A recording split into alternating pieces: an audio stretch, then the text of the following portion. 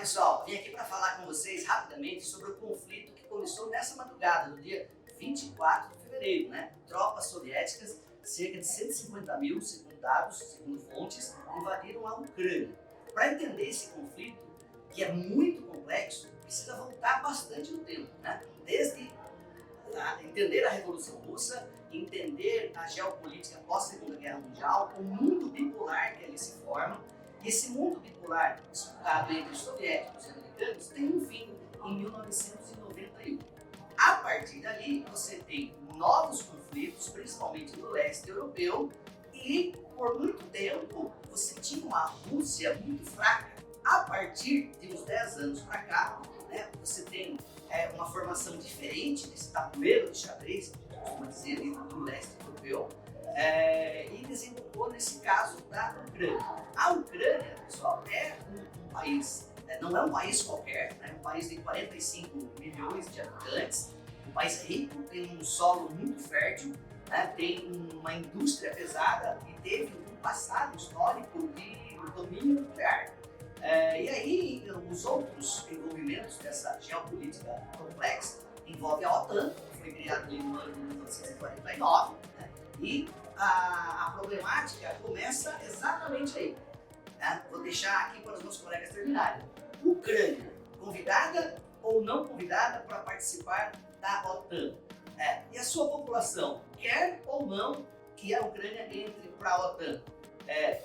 E o lado leste da Ucrânia, com quem fica? É pró-Rússia ou não? Não há possibilidade de uma resposta simples à pergunta o porquê da guerra.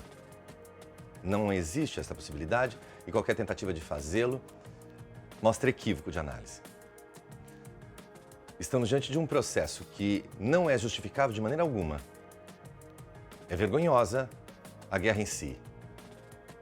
Mas tentar buscar uma relação de casualidade há de se buscar pelo menos uma história de um milênio.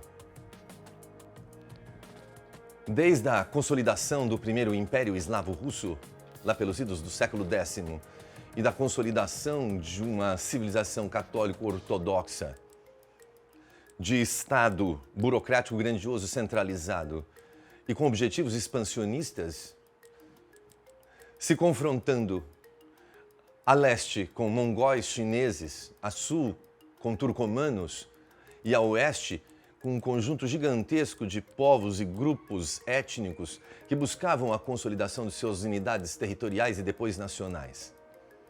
Esse conflito entre leste e oeste se remete, portanto, a uma linha divisória entre aqueles que se autodenominaram ocidentais daqueles que se autodenominaram a civilização, no sentido de a civilização russa, eslava, católica, ortodoxa. Ao longo desses 1000 anos, essas tensões leste-oeste fizeram acontecer muitas e muitas vezes, quase numa constância, mas por 3 vezes ao longo desta história, os limites entre estas duas civilizações foram cruzados. Nas 3 oportunidades, pelos autoproclamados ocidentais. A primeira vez, pelos franceses, liderados por Napoleão Bonaparte, em 1812. A segunda vez, liderados por Adolf Hitler, em 1941. Nos 2 eventos, as consequências foram conflitos gigantescos com consequências planetárias. Mais recentemente, há quem diga que esta linha foi cruzada pela 3ª vez pela OTAN, no pós-Guerra Fria. E que talvez estejamos simplesmente revivendo de uma maneira piorada e trágica, talvez por que não dizer invertida, os acontecimentos a longo prazo desta história. Mas isso quem deve melhor analisar com vocês são aqueles mais especializados no mundo contemporâneo, aqueles mais afeitos à geopolítica. E a princípio a gente tem que entender a geopolítica dentro de um processo da arte da guerra, né? Como as práticas e estratégicas de dominação de território. Então, desse preceito, a gente pode voltar para alguns clássicos, né? Como Maquiavel, como a Arte da Guerra, de Sun Tzu, né? E voltando também para as bases teóricas da geopolítica, né? Pensando na teoria do Heartland, de Mackinder, né? E trabalhando também na ideia de Spikeman. Quando a gente pensa, né, no domínio, então, da região eurasiática, né, como um grande continente, a região central que liga a Europa com a Ásia é exatamente o leste europeu. Portanto, de acordo com a teoria de Mackinder, quem domina essa região consegue dominar, portanto, um ciclo de influência dessa ilha global e teria, portanto, uma hegemonia geopolítica dentro da espacialidade do planeta Terra. Articulado isso, a gente tem que colocar também um processo histórico e uma herança, né, da Segunda Guerra Mundial. Então, como que se deu esse pós-Segunda Guerra Mundial? Como que se deu a Guerra Fria? Né? Essa herança dos conflitos mal acabados, né? Quase como um revanchismo. Né? Nós sabemos do Pacto de Varsóvia, que se encerra com o fim da União Soviética, mas a OTAN não se encerra.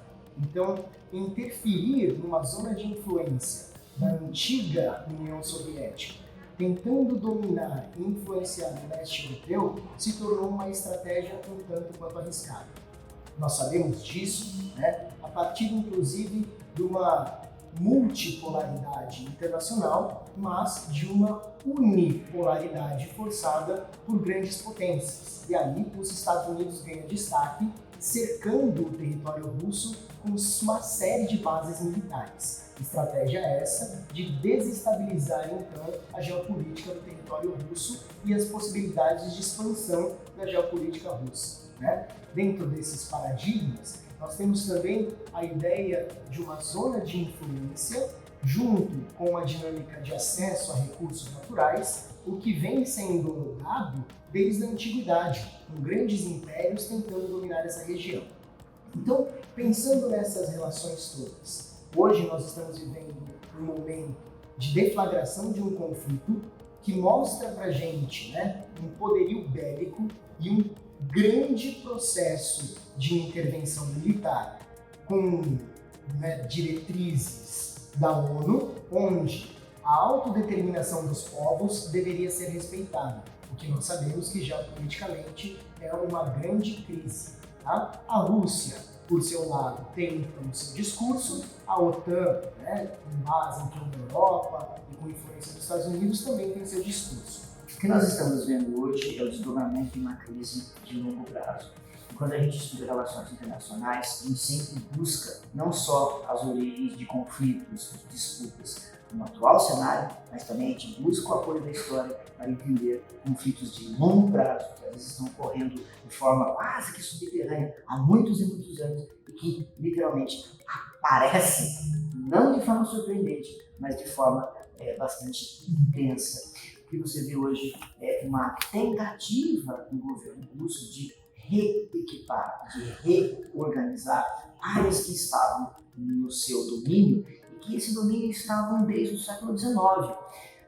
Você pode até imaginar que a queda do czarismo na Rússia, o império dos czares, que um dia abarcou todas aquelas regiões da Europa do Leste, com a queda da União Soviética, e essas áreas foram perdidas para a influência ocidental. A OTAN ocupou essas áreas e hoje você vê uma tentativa do governo russo de retomar essas áreas. Eu queria chamar a atenção para essa contradição interessante. Nós temos três momentos ideológicos muito diferentes na Rússia.